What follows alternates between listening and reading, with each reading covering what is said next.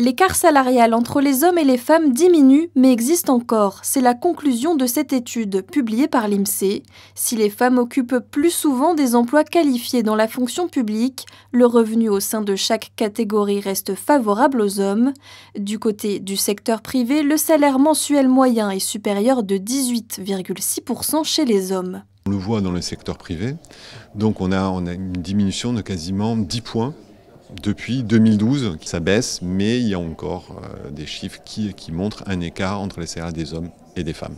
Le secteur où il y a les écarts le plus notables, c'est les activités financières et d'assurance, parce que traditionnellement, c'est un secteur, la banque, la finance, qui était très masculin. L'ancien directeur de banque qui part à la retraite, qui est remplacé par une jeune femme à ce poste, ils n'ont pas le même salaire. Il y a deux secteurs où les femmes gagnent plus que les hommes. Vous avez la construction, mais ça s'explique très facilement, ils ne font pas le même métier. Donc voilà. Et par contre, il y a un autre secteur qui est intéressant à regarder, ce sont les activités immobilières, et notamment le métier de négociateur ou négociatrice immobilier.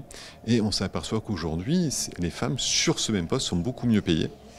Et là, c'est une rémunération qui est due, à leur talent. On choisit quand on est négociateur immobilier, on vous prend parce que vous êtes bon.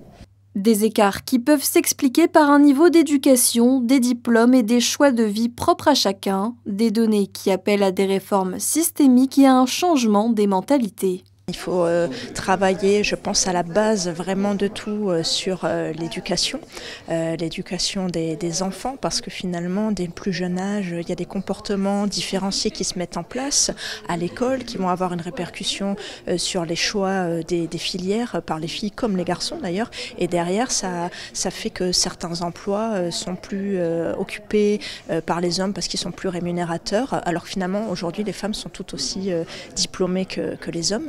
Donc travail sur l'éducation, travail aussi en matière de formation professionnelle, former les femmes, leur donner en tout cas des outils pour qu'elles aient plus de confiance en elles, pour qu'elles développent leur réseau, qu'elles développent aussi leur capacité à négocier. Tout ça, ce sont des notions très importantes et assez bien maîtrisées par les hommes et qui restent encore aujourd'hui pas assez bien maîtrisée par les femmes, donc je pense qu'il y a du travail à faire dans ce domaine-là. Des réformes législatives peuvent aider. Pour rappel, le congé paternité est allongé depuis 2023 à Monaco, une mesure qui va dans le sens de l'évolution des mentalités.